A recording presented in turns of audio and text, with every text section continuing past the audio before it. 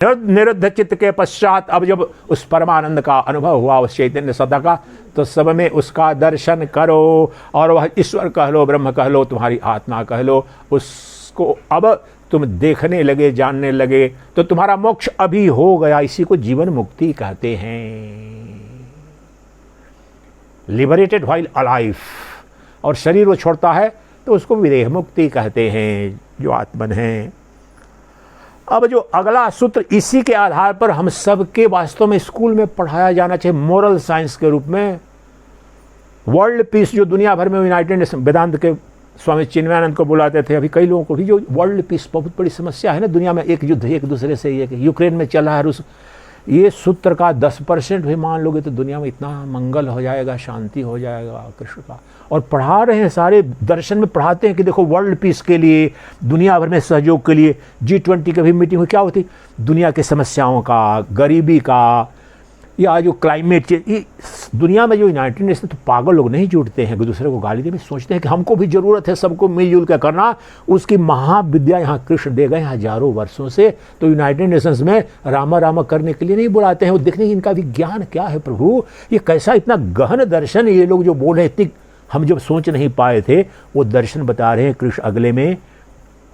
आत्मौपम्येन सर्वत्र सर्वं च मयि पश्यति, सुखम वा यदि वा दुखम स योगी परमो मतः। परम योगी है मेरे मत में, कृष्ण कह रहे हैं। अब देखिए एक बड़ी सुंदर बात है, कृष्ण भी यहाँ पर देखिए कितनी मर्यादित और सीमित भाषा का प्रयोग कर रहे हैं। बोलते कि मेरे मत में तो भाई वह परम योगी है जो सुख और दुख को, ये व्यवहारिक पक्ष है, देखिए पति पत्नी के झगड़े, संतान सास बहू के झगड़े, पड़ोसी के, सारे झगड़े, इस दृष्टि को समझ लो। भगवान को भूलो, भक्ति भूलो, सब भूलो, व्यवहारिक तुम्हारे कलह इतने हो रहे हैं, जाते हो एडवोकेट के पास, डाइवोर्स के लिए, शादी के लिए, संपत्ति के बंटवारे के लिए हजारों रुपए खर्च करते हो, चक्कर लगाते हो, 10% का वकील, उसकी जाओ खड़ा होना पड़ता है। मैं तो देखा हूँ बड़े से बड़े, ये सारे तुम्हारे झगड़े अपने स्तर पर शांत हो जाएंगे, लड़ना नहीं पड़ेगा ये। लेकिन एक करने से नहीं होगा, सब एक समाज में ये विस्तृत चेतना आ जाए, क्या कि आत्मा उपम्य, आत्मा उपमा किसे कहते हैं, तुल्य। तो मैं जैसा हूं और मैं कैसा हूं, मेरे अंदर कृष्ण है, जीव हूं, जो कुछ भी हूं, मैं सुख पसंद करता हूं, दुख पसंद नहीं करता हूं, सुख दुख, सुखम वाजरी वा दुखम। मैं, ये सभी जीवों की क्या वृत्ति है, मुझे सुख चाहिए, दुख नहीं चाहिए। इस गहराई में समझे, सुख हम सब चाहते हैं, दुख कोई नहीं चाहता। तो मैं सुख नहीं चाहता, दुख नहीं चाहता, सुख ही चाहता, इसलिए आत्मदृष्टि मेरी है। तो कोई भी जीव इस सृष्टि का है, उसे सुख पसंद नहीं है, दुख पसंद नहीं है, सुख पसंद है। इसलिए मैं अगर दुख पहुंचा रहा हूं किसी को, तो हत्या कर रहा हूं कृष्ण की, अन्याय कर रहा हूं, अपनी ही हत्या कर। ध्यान दीजिए इस बात पर, अपने यहां व्यवहार है, ये धर्म के क्षेत्र में आ गया। अध्यात्म को, अध्यात्म एकाएक एक क्षण में नहीं, ईसा नहीं, तो यहां पर विधि दे दी कि अब कैसे जीवन यापन करोगे। सर्वत्र ब्रह्म दिख रहा है, तो सर्वत्र ब्रह्म है, तो उसका चलो, उसके 10 लाख रुपया है, मार जाता हूं, लूट लेता हूं, उसका धन अर्जित किया है, परिश्रम से किया है, उसका धन जाएगा किसी योजना के लिए, बेटे को बेटी को पढ़ाने के लिए, मकान बनाने के लिए किया था, उसको कष्ट होगा ना, उसे धन उसका गया। तो आप अगर इस दृष्टि से देखेंगे, आपको तो आपका धन जाएगा 10 लाख, तो कैसा लगेगा। कोई लूट लेगा तो आपको बुरा लगेगा, आपको कोई गाली देगा तो कैसा लगेगा, आपको बुरा लगेगा, आपको कोई अपमानित करेगा तो कैसा लगेगा, आपको थप्पड़ मारेगा तो पसंद नहीं करते हो। तो यह जान लो, सृष्टि का कोई भी जीव अपमान नहीं चाहता है, शोषण नहीं चाहता है, दुख नहीं चाहता है। इसलिए आप अपने तरह से, मुझे विद्या दी गई, दूसरे रूप में दी गई, जो बिरजावन हुआ, परमहंस संन्यास की विद्या दी गई, तो सब कुछ उसका बोला नहीं जाता है कुछ, लेकिन व्यवहारिक पक्ष जो यही है, इसलिए बता रहा हूँ कि आप ऐसा जीवन, गंगा के तट पर नग्ना परमहंस की विद्या, स्वर्गाश्रम नीचे, अद्भुत दृश्य, बोलने का मन नहीं हो रहा हो याद करते हुए, कि आप अब जीवन ऐसे जिएंगे, जीवन यापन, ये विद्या ही परमहंस, आप ऐसे जीवन यापन करेंगे कि जहाँ से चलेंगे अगर रास्ते से, तो वहाँ पर कोई पशु है, पक्षी है, उसको भयभीत आपसे हो जाकर उड़ जाने का, तो आप रास्ता बदलिए। उस पक्षु को, पक्षी को, मक्खी को, किसी को भी उसमें ब्रह्म है। आप उसके लिए समस्या का कारण न बने, आप यथासंभव उसमें ब्रह्म दर्शन करके, अब असंभव हो तो अलग बात है, लेकिन यथासंभव आप प्रयास करें कि किसी के लिए भी, वहाँ पर हत्या की बात नहीं हो रही, कौवा बैठा है, पक्षी कोई बैठी, आपके जाने से डर जाते हैं, तो आप रास्ते से धीरे बदल के चले जाइए। ये है इसका तात्विक परम परिणति। ये उपनिषदों में भी बार बार है, हमारे समस्त वेदों में भी बार बार है कि यह जब तत्व दृष्टि जब आ जाएगी तो वह जो देखने वाली ऊपरी तो मानसिक होगी, अब यहाँ पर दोनों मिलकर के ये पूर्ण दर्शन हो जाता है। ये पराभक्ति क्या हुई, परा ज्ञान क्या हुआ और परा योग निष्ठा क्या हुई, एक हो गया सबका सब। यहीं पर व्यवहार कैसे करना है, क्या मन में सोचना है, और बर्ताव में आपको कोई बाधा नहीं, जो करना है करो। लॉयर है तो लड़ना है तो लड़ो, युद्ध भी करोगे, युद्ध धर्म युद्ध करोगे, अन्याय आपके साथ हो रहा है। अर्जुन को सब ज्ञान दे दिया गया है, सबसे बड़ी पहली नहीं समझ में आती है, और सब ब्रह्म है, असत्य है, ये सब अर्जुन को तो दे दिया गया। बोलोगे अरे महाराज ये ज्ञान अर्जुन को दे दिया, फिर उसने जाकर अपने भाई की हत्या की। अर्जुन ने भाई की हत्या नहीं की, वह धर्म युद्ध था, धर्म की स्थापना के लिए करना उसका कर्तव्य था, वह ब्रह्मज्ञानी पालन करेगा। लेकिन वह सन्यासी नहीं है, सन्यास की परंपरा की यही विराटता है। वह भी वहाँ पर अगर इस देश की वैदिक काल की वह अगर सन्यासी बन गया रहता तो उसकी अनुमति नहीं होती। लेकिन सन्यासी की भी असाधारण परिस्थितियों में कहाँ कि समाज का बहुत, ऋषियों ने क्या, दधीची ने हड्डी का अपना दान दिया। जहाँ पर समाज धर्म सत्य की हानि हो रही है वहाँ प्राण की आहुति कर सकता है, वो विराट तत्व है, सत्य की रक्षा के लिए आहुति दे सकता है। युद्ध क्या होता है, उसी के लिए, रक्षा के लिए दिया है। तो ये पूर्ण ज्ञान हो गया प्रभु कि सब में, और ये तो भाष्य में नहीं मिला जो नग्न बताए, तो द्वैत वेदांत और सारे दर्शन कि आत्मा, अभी आत्मा कहाँ किस रूप में, जो बोले कि आत्म रूप से सब्जियों में देखने वाले, देखना अर्थात जानना। आप में से 2 दिन पहले से बता रहा हूं कि आप में से कोई है कि जीवन के किसी एक कालखंड में एक क्षण के लिए भी जानने की शक्ति का लोप हुआ था? कभी भी, कभी भी नहीं। गहरी निद्रा में भी सोते हो तो ये जानते हो ना, सुबह में मैं तो गहरी निद्रा मैंने लिया, इसने किसने जाना? आपके ताऊ ने जाना, आपको सुबह प्रमाण दिया कि आप गहरी निद्रा में सोए, कि मम्मी ने दिया, कि पितामह ने दिया, बेटे ने दिया? नहीं, आपने जाना। गहरी निद्रा में भी जो जानने वाला था वही आत्मा है, वही कृष्ण है। वह न सोता है न जागता है, नित्य जागृत, वह अवेकनिंग इसे ही बोलते हैं, परम जागरण। वह जो कभी जागता नहीं, सोता नहीं, वह कौन है? वह कृष्ण है, हमारे अंदर आत्मा के रूप में। वही परमात्मा है, वही सच्चिदानंद घन ब्रह्म है, सभी जीवों में है। अब हमारे व्यवहार में, मानसिक व्यवहार में, वाचिक व्यवहार में, अब ध्यान दीजिए, व्यवहार का तात्पर्य तीनों तरह से व्यवहार होता है। कायिक, थप्पड़ मार देना तो ये भौतिक क्रिया हुई, लेकिन थप्पड़ न मार करके यही करूं, ये मर जाता। इसको बीमारी हो जाए, इसका अहित हो जाए, तो उससे घोर पाप मैंने कर दिया, वो हो गया पाप, हिंसा कर दी, कृष्ण की हत्या कर दी आपने। इसलिए जो भौतिक पाप, 1-2 थप्पड़ मार दें, ऊपर से गाली दे भी दे, वो छोटा पाप होता है। बहुत से लोग बड़े महीन होते हैं, मीठे मीठे बोलेंगे, ऐसे ऐसे करके बोलेंगे, और अंदर में नित्य जाप करते हैं ना, बहुत सारे तंत्र मंत्र कराए जाते हैं। मेरे से शत्रु विनाशक महाराज से कुछ जमीन बेची है, प्लॉट बेच के आपको पैसा दे दूंगा, मेरा एक है पड़ोसी है, उसका सब नाश करवाना है। मैंने तो सुन लिया, तो गुस्साया नहीं उस पर, बोले अच्छा आप बताओ, पर वो कर दूंगा। क्यों कर रहे हो? सब उसका जान लिया, मेरे को देख काम किया कि देखो निकृष्टता का नहीं, उसने हमारी ज़मीन पर ऐसे ऐसे किया था, तो मैंने सोचा कि नहीं उसका सर्वनाश ही कर दूंगा, उसको दूसरे ज़मीन पर। तो पहले वकील से भी लड़ रहा हूँ, और यहाँ भी 2-4-5 लाख रुपया लगा दूंगा, उसका हत्या करा दो, ये करवा दो, कुछ आप जो है जाप कर दो। वो तो उसने कर दिया, 1000 गुना उसकी हत्या कर दी। तो मानसिक रूप से भी किसी के विरुद्ध नहीं सोचना है, अनिष्ट नहीं सोचना है, भौतिक रूप से भी नहीं करना। पहले तो मन में ही अनिष्ट आता है, अन्याय आता है, अब बोलना भी नहीं है। वाणी पर संयम आज से ही हो जाएगा। मोल तोल के बोल, उसको दुख लगेगा, बोलूँगा कि तू मूर्ख है। अब मुझे तो अच्छा मूर्ख, अब उसी मूर्खता, अगर जो पुत्रवत स्नेह है जो पिता का है, गुरु का, तो उसी बात को बोलेगा कि बेटे मुझे लगता है कि थोड़ा सा और आप जानकारी प्राप्त करते हैं इस विषय में तो ज़्यादा अच्छा होगा। अब बात कह दिया कि मतलब तुम्हें कमी है, उस बात को अलग कह दिया ना, तो प्रिय लगा, प्रेमवत लगा। बेटे चलो अच्छी बात है, अभी तक जो बताई, लेकिन थोड़ा अध्ययन और करो, थोड़ा और ज़्यादा पढ़ो, स्कूल में भी जा रहा है। अब बोलो बेटे को कि अरे नहीं बेटा मेरा पढ़ नहीं पाएगा, अरे तू तो मूर्ख है, ये सब कहते हैं। ये भी क्षिप्ता को जन्म देता है। कभी भी अपने बच्चों को ये नहीं कहना चाहिए। भयंकर से भयंकर गलत रास्ते भी इस मार्ग से आप रोक ना पाएंगे। आप मेरे साथ लाना कभी भी, ये सब करते छोड़ दिया हो, मैंने कहने को तो कह दिया, लेकिन बहुत बुरी से बुरी स्थिति वाली कोई संतान होगी, 2-4 घंटा उसके साथ बिताऊंगा तो उस समय जिस अवस्था में जाएगा, क्योंकि परम प्रेम से परिपूर्णता से उस तत्व को दिखाता था। ये संन्यास के पूर्व की भी घटना है। तो प्रेम भाव में जहां भी बर्ताव करो, प्रेम से करो। तो ये अब बताओ, इसमें से ब्रह्म कैसे दिखेगा, कृष्ण कैसे दिखेगा? अब ऐसा कोई है जिसको कृष्ण नहीं दिख रहा है या दिखने की विद्या नहीं पता चली? अब बताओ, शर्माना नहीं, बता दो। विद्या पता चली कि नहीं पता चली? चल गई पता सबको। तो चलो अब कृष्ण का और नग्न दर्शन बाहर में कराते हैं। आज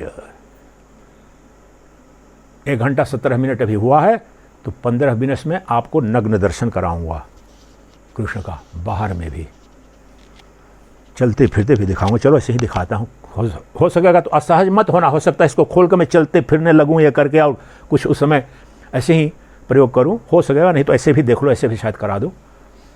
ये 13वें अध्याय का 13वां श्लोक है। भगवद गीता कोई लाया है हो तो खोल लो, लेकिन समझ में आपको नहीं आएगा तो यहीं से आएगा। वह श्लोक इस प्रकार से है। क्षेत्र विभाग योग नामक जो 13वां अध्याय है, वहाँ पर कोई किसी की आवश्यकता नहीं है, आप जा करके चिंतन करेंगे, मनन करेंगे। वह श्लोक यह है, सर्वत्र ब्रह्म दर्शन का विज्ञान खोलने जा रहे हैं। जो श्रीमद् भागवतम में भी यह जो संपूर्ण जो विराट जो पंचभूतों का जो शरीर है वो भगवान का ही है। सारे हमारे पुराणों में भी तो यही है, तो भगवान ही अभिव्यक्त हो रहे हैं, इसमें क्या समस्या है? अब उसी को आपको उसके तत्व को और उसके रूप को भी दिखाते हैं। एक श्लोक केवल लेंगे और उस पर करेंगे, उसी पर निधि ध्यान। खुली आंख से या बंद आंख से जो भी करो, तत्व एक दिखेगा, वही अंदर दिखेगा, वही बाहर दिखेगा। यह विधि 13वें अध्याय का 13वां श्लोक। पहले इस श्लोक को आप समझ पाए, उसके पहले जो 1-2 बातें उन्होंने उसी अध्याय में दूसरे श्लोक में सबसे मौलिक बात क्या कही वहां पर? यही तत्व, क्षेत्रज्ञम चापि मां विद्धे सर्व क्षेत्रेषु भारत।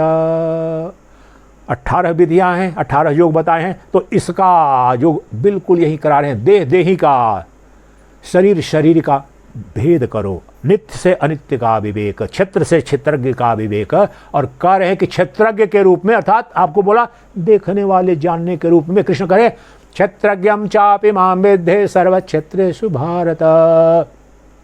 क्षेत्रज्ञ के रूप में, अर्थात जो बोल रहा हूं कि देखने जानने सुनने वाले के रूप में सभी जीवों में मैं ही हूं। उस बात को प्रगाढ़ता से आपको बैठाने के लिए कर रहा हूं कि हर जगह से समय रहता तो और करते। क्या कह दिया, कितनी बड़ी बात कह दी वहां पर कि क्षेत्र जो जानने वाला है। अब वेद के मार्ग से कह रहा था मैं, वेद उपनिषद का वाक्य है कि दृक् ब्रह्म दृश्यमायेति सर्व वेदांत निर्णय। देखने वाला ब्रह्म है और दिखने वाली उसकी माया है। अब यहां पर कृष्ण के बकौल, in the words of Lord Krishna I am telling you. चलो वो तो बोल गया, जब वेद उपनिषद छोड़ो भाई, भक्ति वाले बहुत सारे, अरे भक्ति वाले भी कृष्ण को तो मानते हो बाबा, तो मानते हो तो कृष्ण क्या कह रहे हैं? क्षेत्रज्ञम चापि मां विद्धे सर्व क्षेत्रेषु भारत। जो क्षेत्रज्ञ अर्थात जो जानने वाला, अर्थात जो जो आत्मा सभी जीवों के अंदर है, वह कोई और नहीं, वो मैं ही हूं। मेरे जैसा या मेरा अंश नहीं बोले, शुद्ध माम, संस्कृत का इतना तो सब मम मामा, मैं ही हूं। कृष्ण परिपूर्णता में, चिट्ठी में, ब्रह्मा में, विष्णु में, पापी में, पुण्यात्मा में, नर में, नारी में, सब में कृष्ण विद्यमान। यहां पर उद्घोष कर दिए और अगला इसके आधार पर अब दिखा रहे हैं। एक केवल श्लोक लिए जा रहे हैं। हमारा सबसे प्रिय जो अध्याय है वह यह है, लेकिन मुझे ऐसा लगा कि बाहर में जाकर के सबको नहीं, तो भक्त भी हैं, योगी भी हैं, अन्य विधियों से भी। लेकिन अब आपने थोड़ा समझ लिया है, तो यहाँ पर एक श्लोक के माध्यम से कृष्ण का अंदर और बाहर दर्शन करना, भी व्यवहार में दर्शन करना होगा, कहीं कुछ दूसरा नहीं।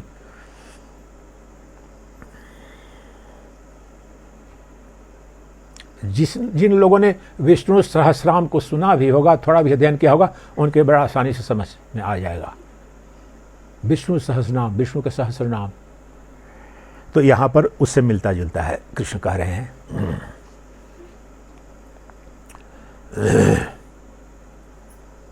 सर्वतः पाणिपादं तत् सर्वतोक्षि शिरो मुखम सर्वतः श्रोतिमल्लोके सर्वमावृत्य तिष्ठति।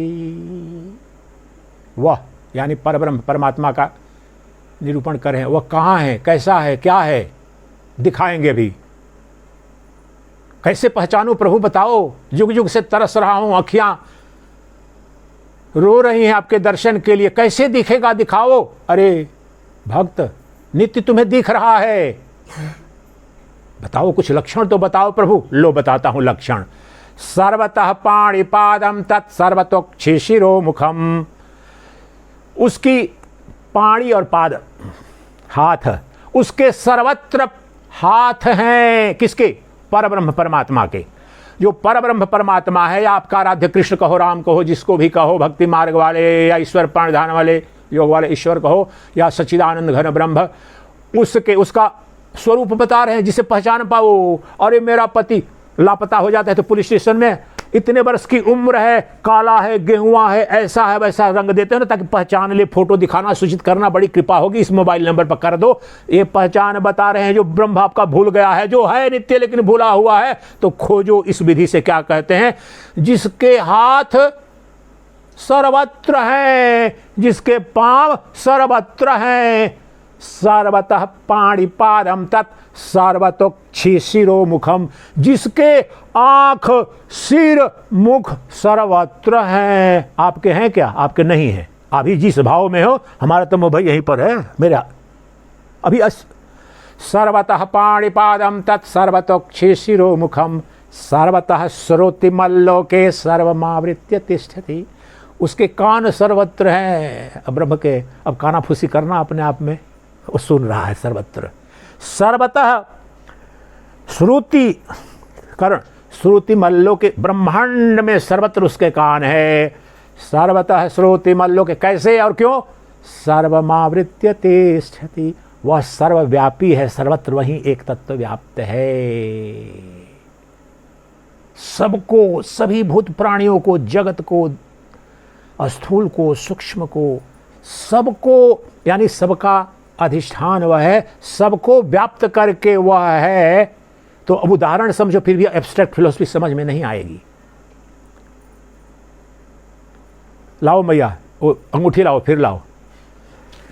जो मिट्टी का बर्तन है, सृष्टि में मिट्टी से जितने बर्तन बने हैं, मिट्टी तो एक है।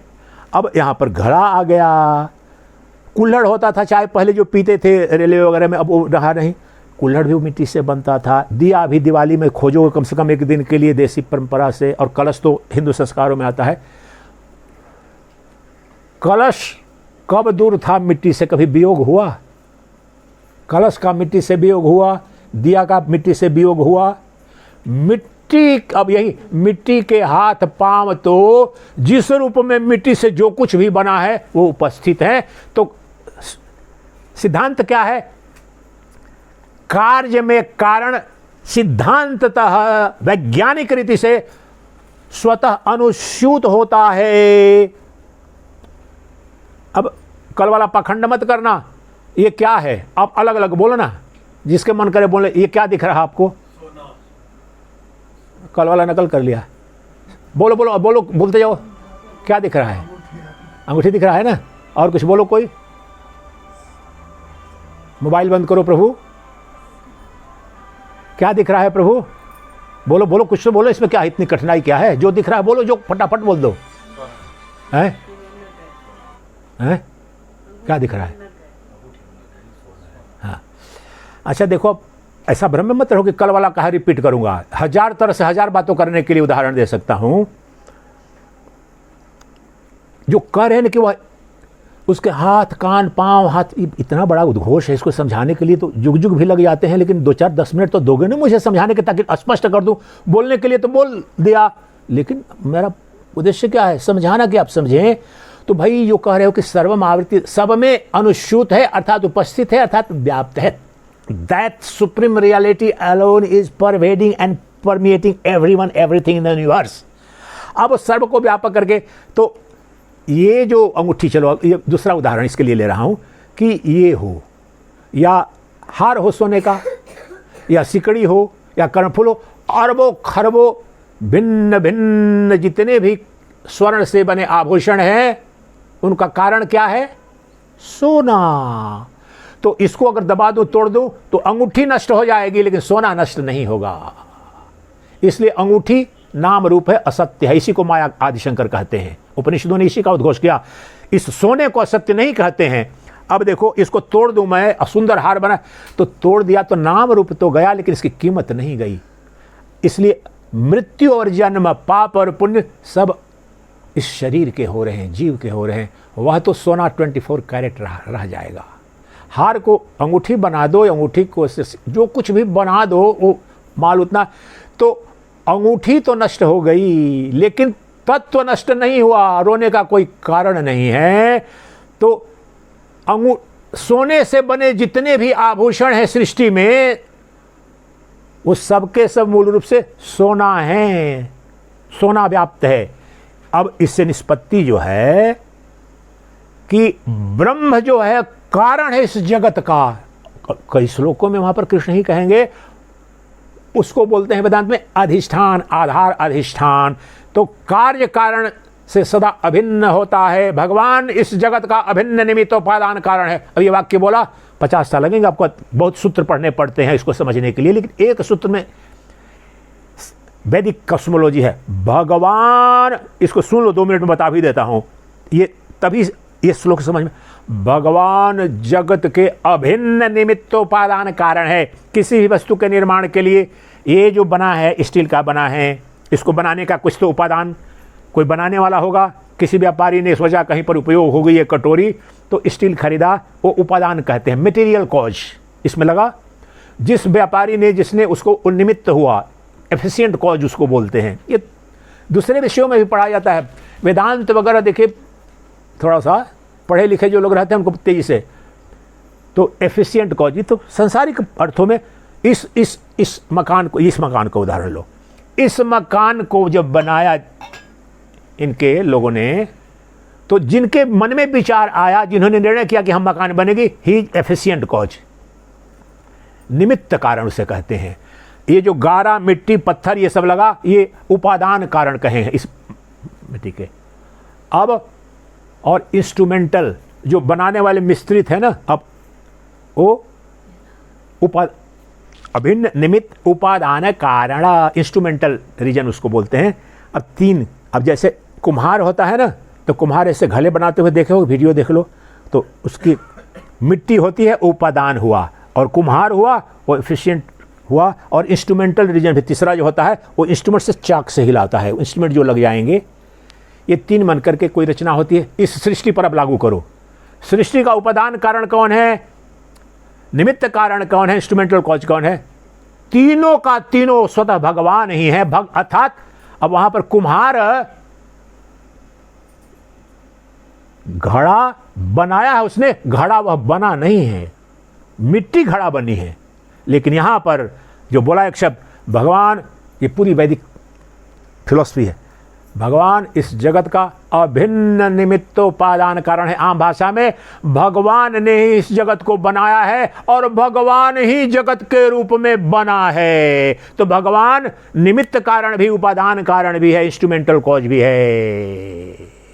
तो भगवान के सिवा भक्ति के लिए भी भक्ति, और भागवतम में ये सारा का सारा है, श्रेष्ठ भक्ति ग्रंथ में भी है, और वेदांत में तो है ही।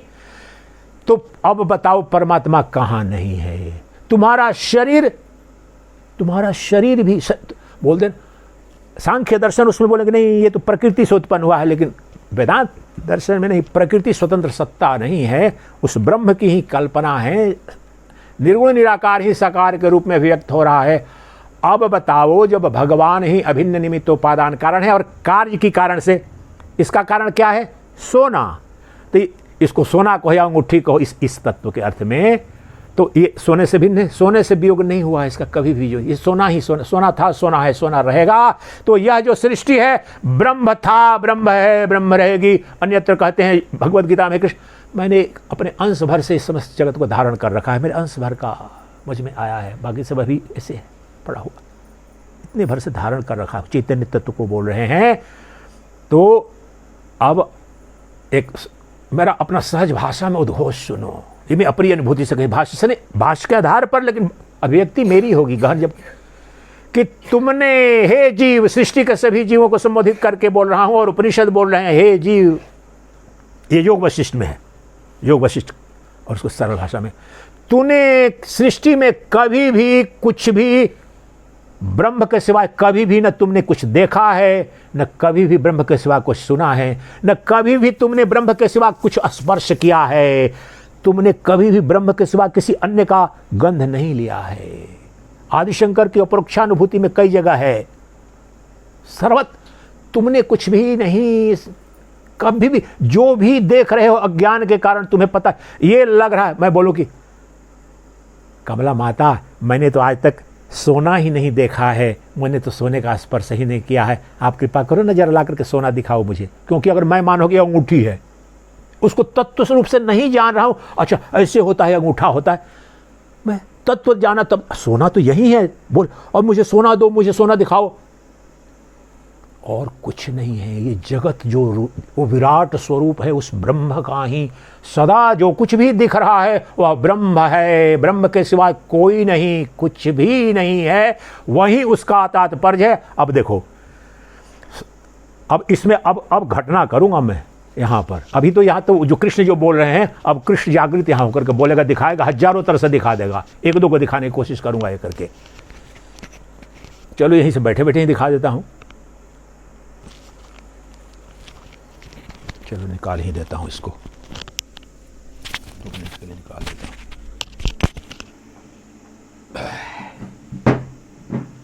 पहला क्या किया, सर्वतः पाणि पादम, जिसके हाथ पैर सर्वत्र हैं। तो ये तो मान लिया आपने कि ऐसा पाद जो पैर है वो उनके ही हैं, लेकिन देखना आप, ये चल कौन रहा है, क्रिया किसमें हो रही है, चलने की क्रिया पाद से, पैर से में हो रही है, यहां चल कौन रहा है, चल कौन रहा है, कृष्ण चल रहे हैं साक्षात। चल पैर कहने का तात्पर्य केवल आपने ले लिया सब पैर, इसकी लंबाई, पैर मतलब जो गमन करने की जो सत्ता है, शक्ति है, वह कृष्ण की, ब्रह्म की शक्ति है, वहां साक्षात ब्रह्म चल रहा है, किसी अन्य के चलने की कोई क्षमता नहीं है। जहां पर पैर का तात्पर्य गमन हो रहा है, साक्षात ब्रह्म चल रहा है, ब्रह्म के सिवाय किसी की सत्ता नहीं है एक इंच चल देने की। दुनिया में सारे काम किससे होते, हाथ से होते, कंप्यूटर का भी कर्म प्रधान हाथ को बोलते हैं, मेरे हाथ मजबूत कहने बोलते हैं, काम कर लूंगा, जी लूंगा। सृष्टि में जितने कर्म हो रहे हैं, ऐसे उठाऊं, पसंद भी कर रहा हूं, या किसी को पकड़ूं, या आपको बुजुर्ग यहाँ की हेल्प करना चाहता उठा रहा हूं, ये ब्रह्म आपको उठा रहा है, साक्षात ब्रह्म। यहां इसी गति में ही यह जब इस पुष्प को उठाया, यहां पर साक्षात ब्रह्म, अगर ब्रह्म की सत्ता यहां नहीं है तो इसके होल्ड करने की, इसको धारण करने की, धारयति इति धर्मः, धारण जो किया है चैतन्य सत्ता ने धारण किया है।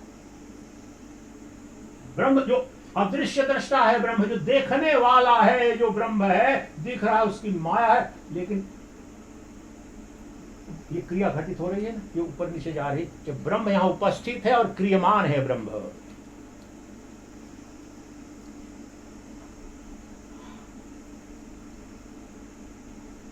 पैर, हाथ, और सभी पैरों में जो गति हो रही है, तो वहां पर भगवान की गति हो रही है, ब्रह्म की गति हो रही है, परमात्मा वह कर रहा है। हाथ जब भी क्रियमान हो रहे हैं, कुछ भी कर रहे हैं, रसोई बनाओगे, सफाई करोगे, तो ब्रह्म वो काम कर रहा है। सर्वतः पाणिपादम, तब सर्वतोक्षि शिरो मुखम, ये शीर है, शिरो भाग में देखो मुख है, भोजन जो कर रहा है वैश्वानर भगवान, भोजन जो कर रहा है भगवान कर रहा है, किसी अन्य को भोग करने की नहीं सकता है। कृष्ण भी कहते हैं मैं ही वैश्वानर भगवान हूँ। तो मुंह से बोलने की क्रिया हो या भोग करने की क्रिया हो, सब वहां पर भगवान ही, एक उन्हीं को जा रहा है। कई जगह बोलते हैं चाहे जिसको अर्पण करो, जो भी करो, भोग मुझे ही आता है। तो जो भी पान कर रहे हो आप या जो बोल रहे हो, भगवान बोल रहा है क्रिया या उस वक्त दर्शन करो। अब मैं इस तरह बोला रहता, हम मुंह बंद है, अच्छा मुंह में क्रियमान रूप यहाँ नग्न परमात्मा, सक्रिय परमात्मा अपनी पूर्ण विशुद्धता में तुम्हें दिख रहा है। जब मुंह से कोई क्रिया हो रही है तो परमात्मा क्रियमान हो रहा है। जब आंखों से बोला ना, अच्छा जिसकी आंखें सर्वत्र हैं, जितनी आंखें से, इन सभी आंखों से कौन देख रहा है? ब्रह्म देख रहा है, ब्रह्म देख रहा है। आत्मा के रूप में यहाँ ब्रह्म बैठा हुआ है।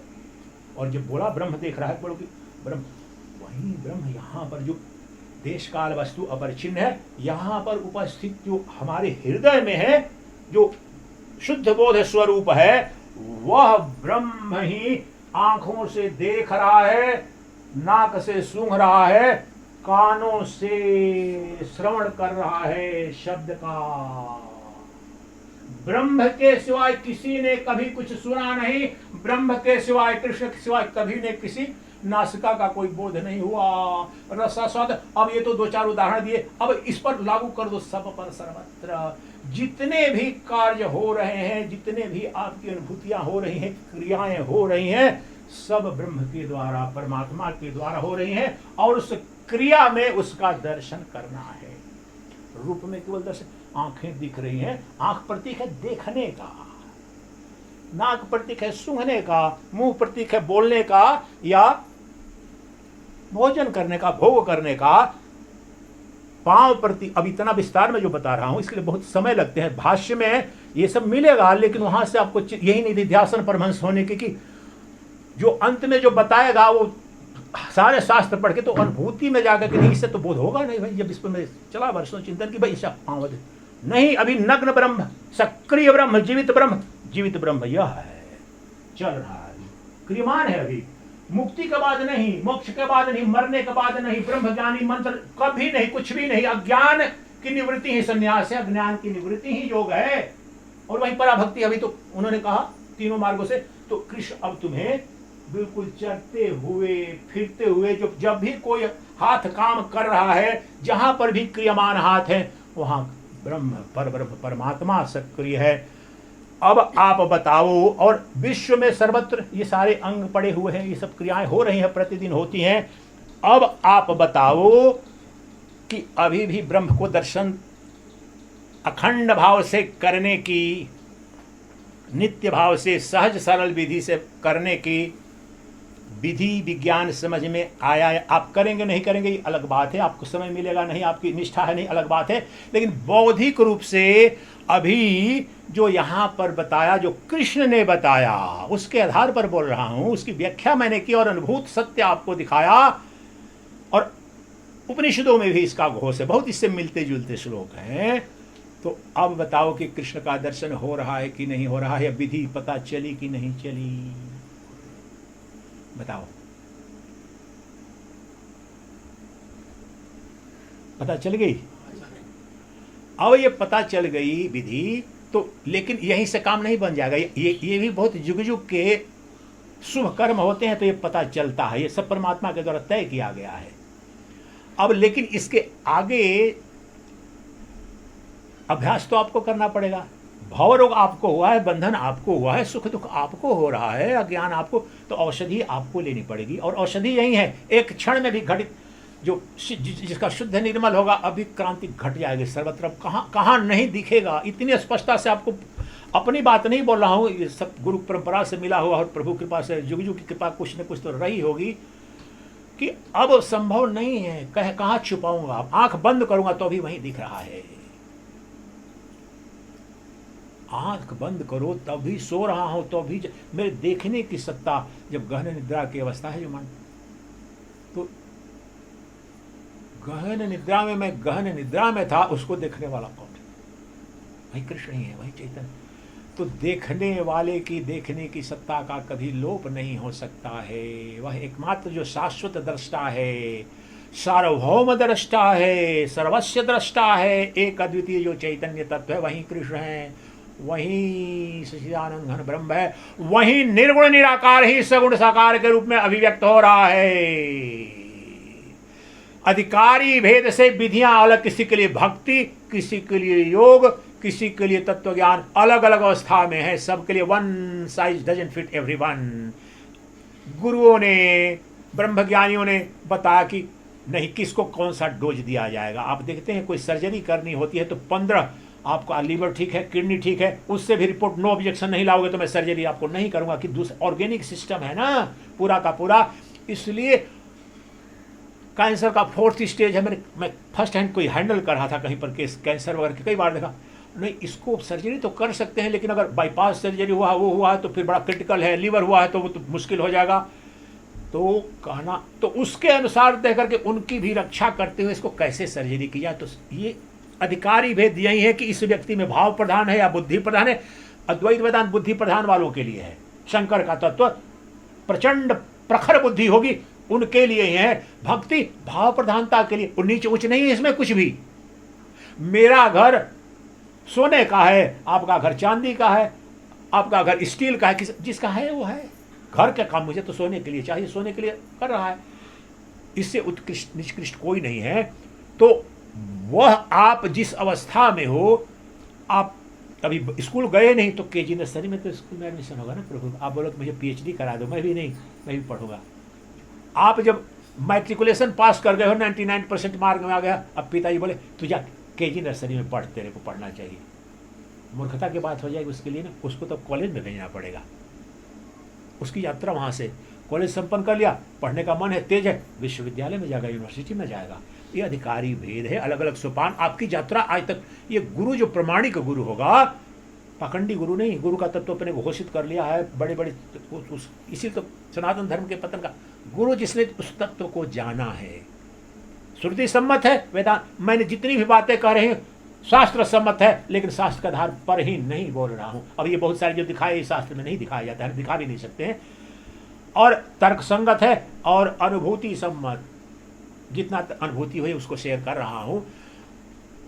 तो इन 3 आधारों पर इसका दर्शन किया जाता है, कराया जाता है। यहां तक यथासंभव हुआ मैंने प्रयास किया।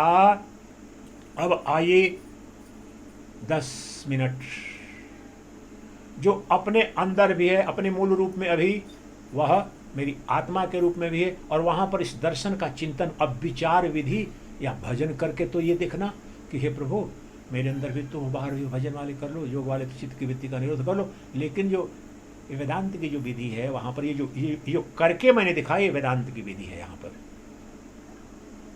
वैसे तो भागवतम पढ़ोगे तो उसमें बहुत स्पष्ट उसमें भी है कि चल रहे हैं भगवान, ये समस्त उनका, ये नदियां हैं उनके नासिका से स्राव हो रहा है, शिरोभाग उनका, विराट सब अध्ययन बहुत करना पड़ेगा, जिसको 18,000 तो श्लोक उसमें भी हैं प्रभु। इसके 7 श्लोक ही नहीं, अभी तक 7 दिन में, 8 दिन में मैंने 32 श्लोक लिए हैं। शास्त्रों का अध्ययन कितना, लेकिन गुरु की यही महिमा होती है कि सारे शास्त्रों को पढ़ के आपको छोटे में संक्षेप में समझा देता है। जैसे कृष्ण ने 700 श्लोकों में पूरे वेद को समझा दिया है हमारे लिए, सार हमारे लिए संक्षेप में। सबके लिए संभव नहीं कि सब वेदों का अध्ययन करें, तो ये हमने प्रयास किया यथासंभव। मैं सर्वस्व हूँ, सर्वज्ञ हूँ, मुझे पता नहीं है, मैं ज्ञानी हूँ नहीं हुई, मुझे कुछ भी पता नहीं है। जिस श्रद्धा से निष्ठा से आपने बुलाया आ गया, मेरी कोई गारंटी नहीं।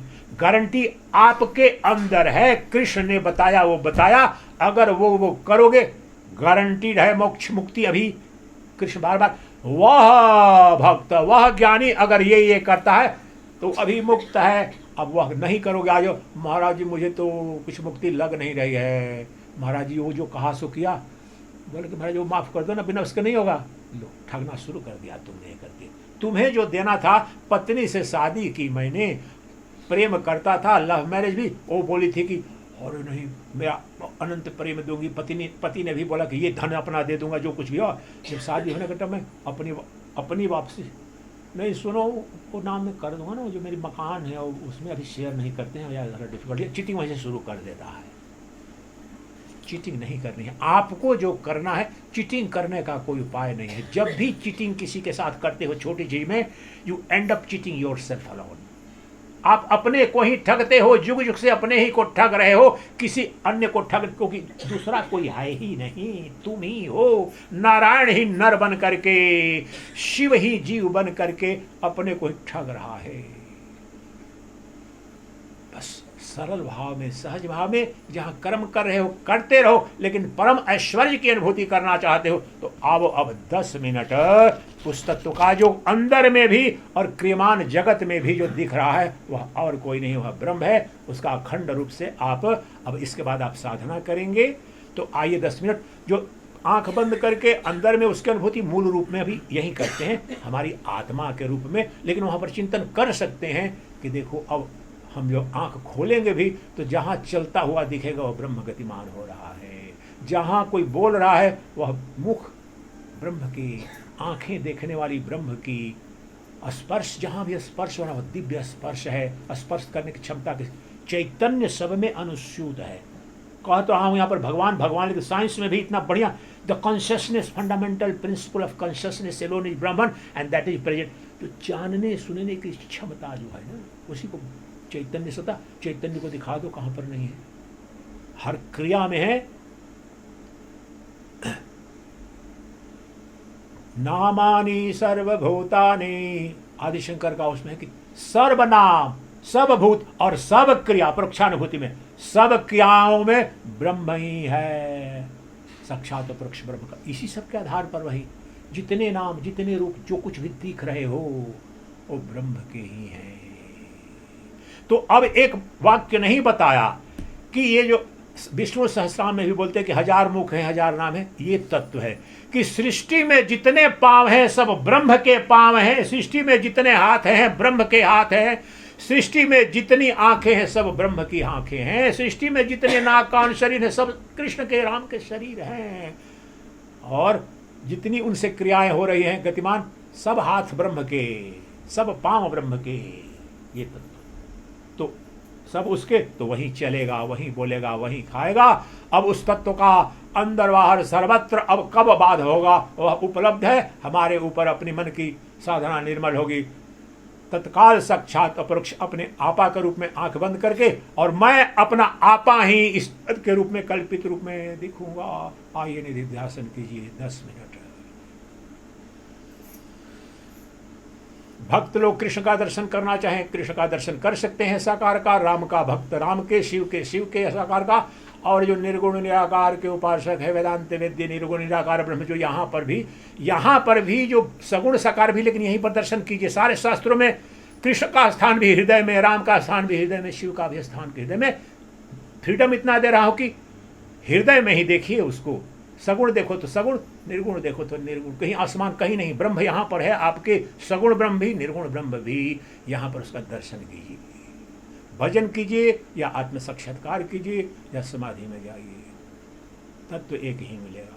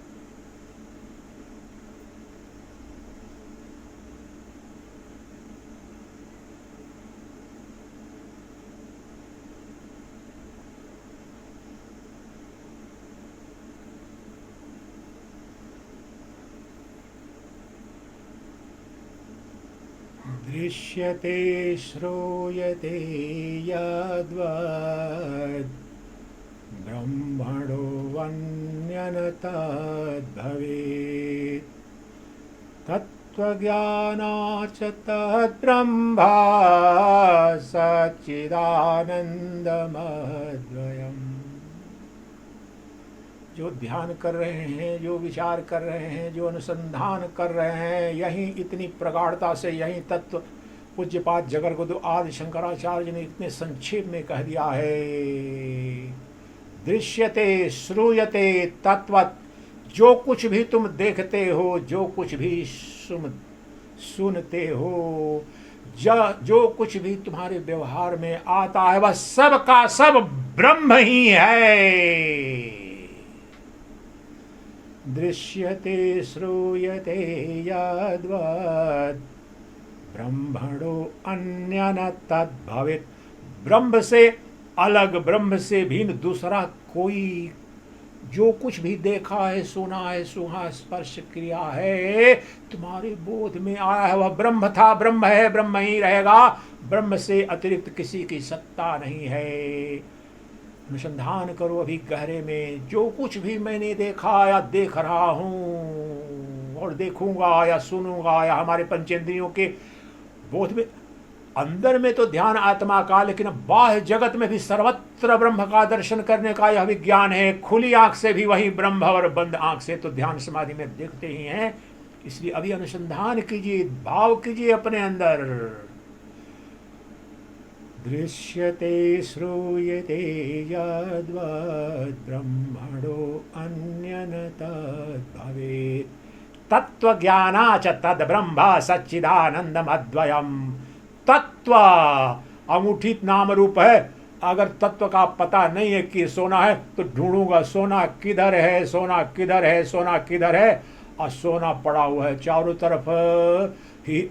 अगर मुझे पता ही नहीं कि अंगूठी है, अंगूठी, अरे अंगूठी क्या है, तत्व तो वह सोना है। उसी प्रकार से जितने नाम धाम काम रूप जो कुछ भी हुआ है वह सब ब्रह्म ही है, उसके सिवाय कोई नहीं है।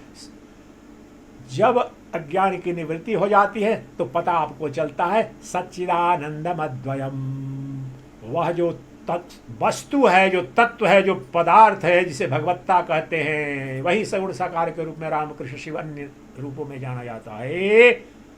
वह सत्य चित आनंद स्वरूप है, शाश्वत सत्य है, बोध स्वरूप है, आनंद उसका स्वभाव है, प्रेम उसका अनंत महासागरवत धर्म है, और वह शाश्वत सौंदर्य है, ऐश्वर्य है। वह कौन है?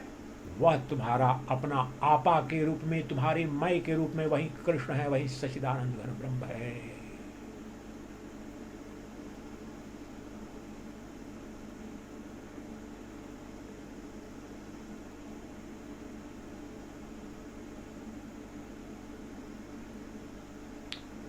सर्वोऽपि व्यवहारस्तु ब्रह्मणा क्रियते जनैः।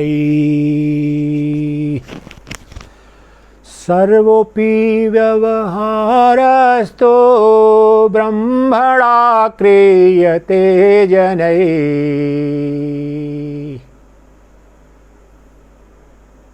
जितने कर्म, जितने व्यवहार हो रहे हैं, वास्तव में सब के सब आचार व्यवहार ब्रह्म में हो रहे हैं, ब्रह्म से हो रहे हैं, ब्रह्म के साथ हो रहे हैं। दूसरा कोई आचार विचार व्यवहार कुछ भी नहीं, सर्वत्र वह ब्रह्म ही है। समस्त क्रिया, समस्त कर्म ब्रह्म में, ब्रह्म से, ब्रह्म के अधिष्ठान पर हो रहा है।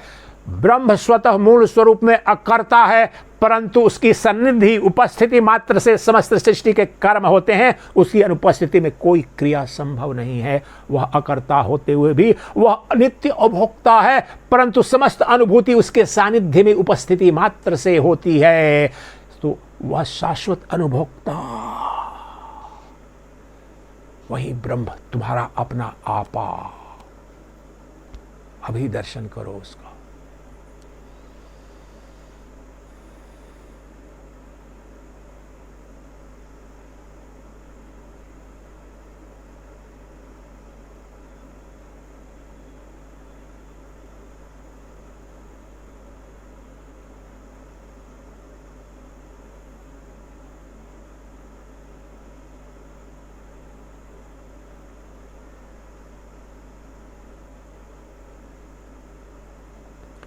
इस वक्त यहाँ जब आपकी आंखें बंद हैं तो ब्रह्म किस रूप में है, अनुभूति में आ रहा है कि नहीं आ रहा है? 2 मिनट में इसकी अभी अनुभूति आप जैसे हैं वैसे पड़े रहें, अभी कराता हूँ।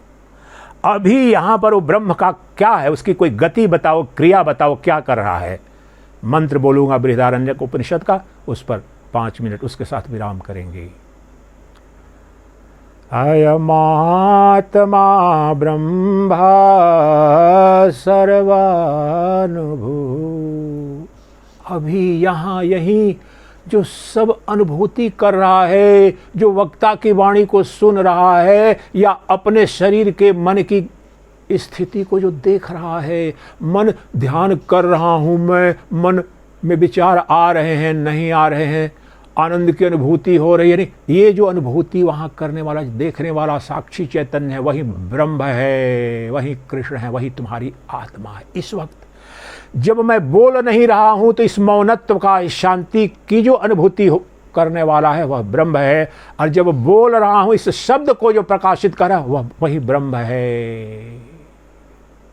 पंचेंद्रियों के विषयों को प्रकाशित करने वाला और पंचेंद्रियों के विषयों की अनुपस्थिति में जो तथाकथित मौन है, इन दोनों का एक रस देखने जानने अनुभूति करने वाला मेरी आत्मा, अयमात्मा ब्रह्म, यह मेरी आत्मा अभी यही जो सबका अनुभोक्ता है, the perceiver of all, the knower of all, the seer of all, the experiencer of all, that is my self, that is ब्रह्मन।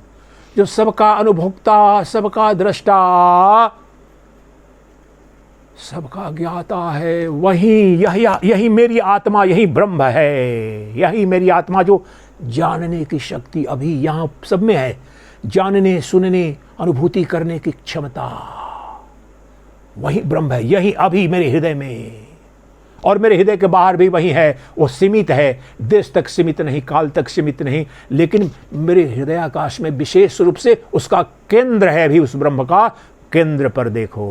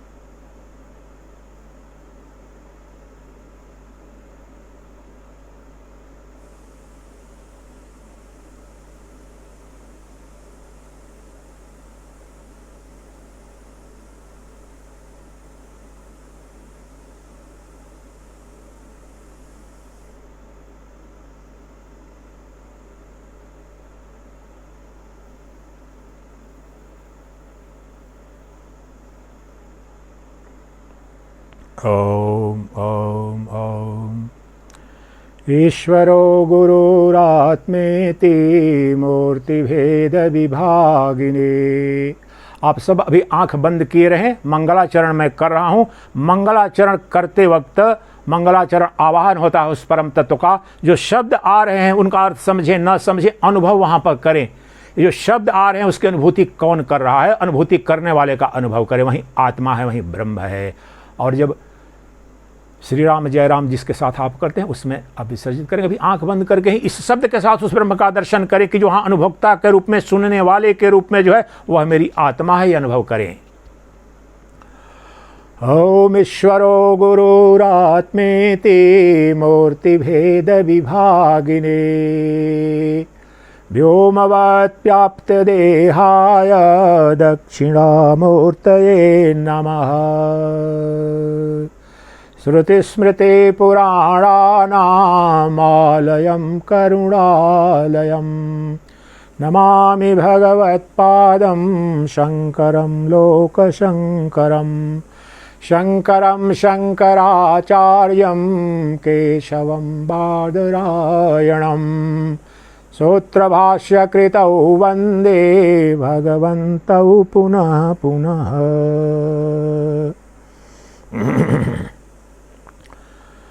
ॐ वसुदेवं सुतं देवं कृष्णचाणूरमर्दनं देवकी परमानन्दं कृष्णं वन्दे जगद्गुरुम्। नमोस्तवन्नन्ताय सहस्रमूर्तये सहस्रपादाक्षिशिरोरुबावे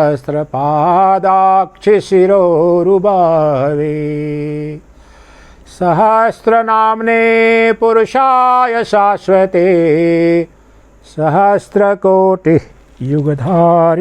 नमः। सच्चिदानन्दरूपाय विश्वोत्पत्त्यादिहेतवे तापत्रयविनाशाय श्रीकृष्णाय वयं नुमः। सर्वे नः सुखिनो भवन्तु, सर्वे सन्तु निरामयाः, सर्वे भद्राणि पश्यन्तु, मा कश्चित् दुःखभाग् भवेत्। ॐ पूर्णमदः पूर्णमिदं पूर्णात् पूर्णमुदच्यते पूर्णस्य पूर्णमादाय पूर्णमेवावशिष्यते। ॐ शान्तिः शान्तिः शान्तिः।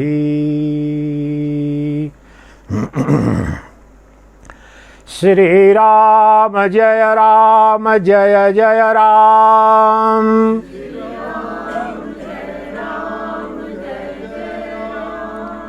श्री राम जय जय राम।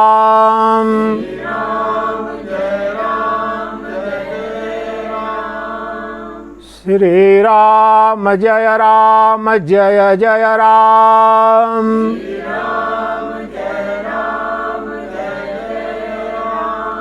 बोलो राजा रामचंद्र भगवान की जय, बोलो श्री कृष्णचंद्र भगवान की जय, बोलो सच्चिदानंद घन भगवान की जय, बोलो हारा हारा महादेव।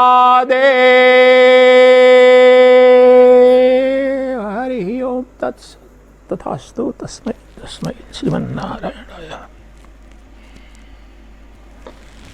आप सबने पिछले 8 दिनों तक बड़े ही श्रद्धापूर्वक, प्रेम पूर्वक, ध्यानपूर्वक श्रवण किया, चिंतन किया, मनन किया, इसलिए आपका कोटिशः आभारी हूँ, आपको कोटिशः धन्यवाद देता हूँ। परब्रह्म परमात्मा जो नित्य आपके हृदय में विद्यमान है, अदृश्य दृष्टा के रूप में, उसका अपरोक्ष बोध, अपरोक्ष अनुभूति, प्राकट्य अवतरण आपके जीवन में शीघ्रात शीघ्र हो, जिससे कि आपके दुखों की आत्यंतिक निवृत्ति और परमानंद की प्राप्ति हो जाए, मंगल मूर्ति का दर्शन हो जाए, जो प्रेम मूर्ति है, जो ज्ञान मूर्ति है, जो चैतन्य मूर्ति है, जो आनंद मूर्ति है, जो सौंदर्य मूर्ति है, वह आत्म तत्व आपके दिनानुदिन प्रतिक्षण की अनुभूति का विषय हो जाए, ये मेरी कामना है। तथास्तु तथास्तु तथास्तु। ओम श्रीमन्नारायण।